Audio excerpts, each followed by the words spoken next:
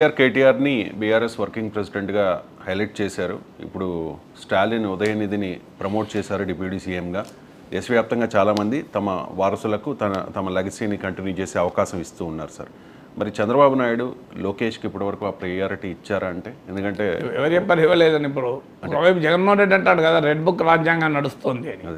Red book చెప్పింది ఎవరు? లోకేష్ కాకపోతే అచ్చెన్నాయుడు చెప్పిండా? అంటే డిప్యూటీ సీఎంగా పవన్ కళ్యాణ్ ఉన్నారు కదా లోకేష్. అదే కూటమి ప్రభుత్వంలో పవన్ కళ్యాణ్ ఉండకపోతే డిప్యూటీ సీఎంగా లోకేష్ ఎలా ఉంటారు? కంపారిజన్ అర్థం లేదు కదా. మీరు ఇక్కడ ప్రభుత్వం వేరు, అక్కడ ప్రభుత్వం వేరు కదా. ఆంధ్రప్రదేశ్లో కూటమిగా ఎన్నికల్లో పోటీ చేశారు. తమిళనాడులో కూటమి కావచ్చు, కానీ డిఎంకే మిత్రపక్షాలు నిజమైన కూటమి అన్నా కూడా డిఎంకే వల్ల అధికారంలోకి వచ్చారు. ఇక్కడ తమిళనాడులో కాంగ్రెస్ కావచ్చు, వామపక్షాలు కావచ్చు, కూటమిలో ఉన్నా వారు ప్రభుత్వంలో లేరు కదా. ప్రభుత్వం అనేది డిఎంకే ప్రభుత్వం. ఎన్నికల్లో కూటమిగా పోటీ చేస్తే చేయొచ్చు, కానీ ఇక్కడికి వచ్చేవరకు ఏంటంటే మీకు ప్రభుత్వము కూటమి ప్రభుత్వం, తెలుగుదేశం ప్రభుత్వం కాదు.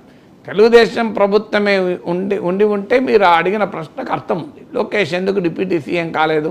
అక్కడ చేశారు. అట్లాంటి కేటీఆర్ని కూడా డిప్యూటీ సీఎం చేయలే కదా అఫీషియల్గా. డిప్యూటీ సీఎంగా మొదట్లో రాజయ్య, తర్వాత కడియం శ్రీహరి, మహమూద్ అలీ ఉన్నాడు తప్ప కేటీఆర్ లేడు కదా డిప్యూటీ సీఎంగా. తర్వాత డిప్యూటీ సీఎం అన్న పద్ధతినే తీసేశారు.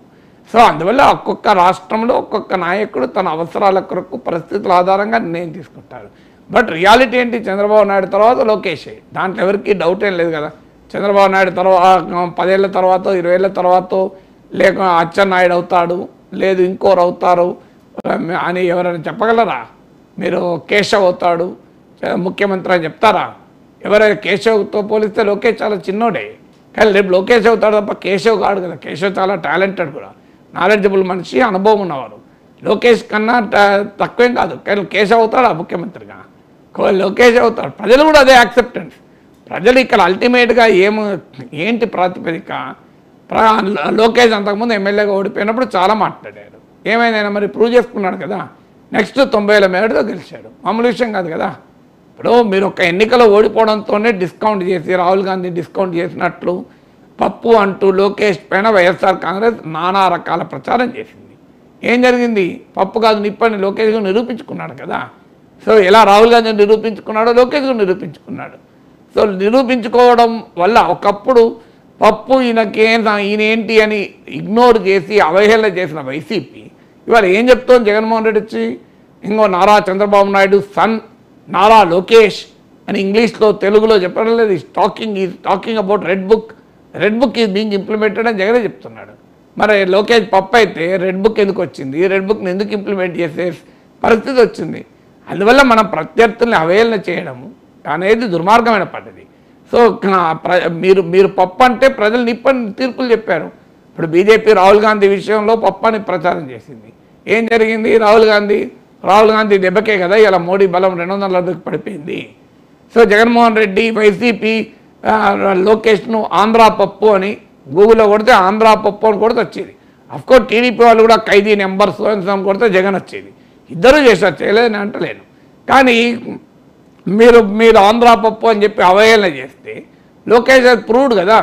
ఇలా మీకు చంద్రబాబు నాయుడు పవన్ కళ్యాణ్లతో పాటు కూటమి 165 సీట్లు తెచ్చుకోవడం లోకేష్ పాత్ర లేదని చెప్పగలడా? మీరు నాకు ఆయన పాత్ర ఆయనకుంది కదా. సో ఇది నౌ స్టేక్ హోల్డర్. గతంలో చంద్రబాబు నాయుడు కొడుకే కావచ్చు, కానీ ఇవాళ ఈ కూటమి విజయంలో లోకేష్ కూడా పాత్ర ఉంది, కాదని ఎవరనగలరు. కానీ లోకేష్కు పవన్ కళ్యాణ్కు పోలిక ఎలా ఉంటుంది? ఇది పవన్ కళ్యాణ్ ఒక వేరే పార్టీ మిత్రపక్ష నాయకుడు. సో పవన్ కళ్యాణ్ తీసుకున్న నిర్ణయాలు, అనుసరించిన ఎత్తుగడలు ఇలా కూటమి విజయానికి కీలక భూమిక పోషించాయి. అందువల్ల తెలుగుదేశం పార్టీ తరఫున చంద్రబాబు నాయుడు ముఖ్యమంత్రి అయితే ఆటోమేటిక్గా జనసేన తరఫున పవన్ కళ్యాణ్ ఉప ముఖ్యమంత్రి. మరి బీజేపీ నాయకుడు ఉప ముఖ్యమంత్రి కాలేదు కదా, సత్యకుమార్ ఏం కాలే. సో ఆ పాత్రను బట్టి ఉంటుంది. ఆ రాజకీయ పార్టీల పాత్ర ఏంటి? రాజకీయ పార్టీల పాత్రను బట్టి ఆ నాయకులకు సముచిత స్థానం ఉంటుంది. అందువల్ల పవన్ కళ్యాణ్ లోకేష్ను పోల్చడంలోనే అర్థం లేదు, ఆ ప్రశ్నకే అర్థం లేదు. ఎందుకంటే దర్ ఇస్ 2 డిఫరెంట్ రోల్స్ కదా, ప్లే చేసింది 2 డిఫరెంట్ రోల్స్. అందువల్ల డిఫరెంట్ రోల్స్ ప్లే చేసినప్పుడు ఆ డిఫరెంట్ రోల్స్తోనే మనం కంపేర్ చేయాలి తప్ప ఈక్వల్గా చేసి ఎలా కంపేర్ చేస్తాం? అంటే నాకు తెలిసి స్టాలిన్ అండ్ చంద్రబాబు నాయుడు వీళ్ళిద్దరూ కూడా ఒకే ఏజ్ గ్రూప్ అనుకుంటా సార్. ఉదయనిధికి 46 ఇయర్స్, లోకేష్కి 41 ఇయర్స్. సో ఆయన తన వారసుడిగా స్టాలిన్ని ప్రకటించారు కదా, మరి చంద్రబాబు నాయుడు ప్రకటించడానికి ఎందుకు లేట్ చేస్తూ ఉన్నట్టు? సందర్భాలు ప్రకటిస్తారండి. మీరు చెప్పినప్పుడు నేను చెప్పినప్పుడు ప్రకటిస్తాను. అంటే తమిళనాడులో అట్లంటే మరి కేసీఆర్ కూడా చంద్రబాబు నాయుడు సహచరుడి. ఆయన ప్రకటించలే కదా నా వారసుడు కేటీఆర్ అని. రాజకీయాల్లో మనం ముహూర్తాలు మనం డిసైడ్ చేయం కదా. అక్కడ ఉన్న రాజకీయ పరిస్థితులు ఇక్కడ రాజకీయ పరిస్థితులు బట్టి తేడా ఉంటుంది కదా. అంతటా ఒకే రకమైన రాజకీయ పరిస్థితులు ఉండవు. అందరూ కలిసి మీటింగ్లు పెట్టుకొని వారసులను ప్రకటించారు కదా. అలా అంటే అఖిలేష్ యాదవ్ చాలా ములాయం సింగ్ యాదవ్ ఎప్పుడో ప్రకటించాడు, ఆయన సీఎం కూడా అయిపోయాడు కదా. సో ఏ రాష్ట్రంలో ఉన్నటువంటి రాజకీయ పరిస్థితులను బట్టి ఉంటుంది.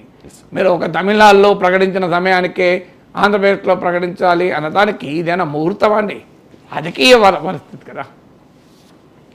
సార్, ఇక చాలా కాలంగా భారత్కు చాలా కాలంగా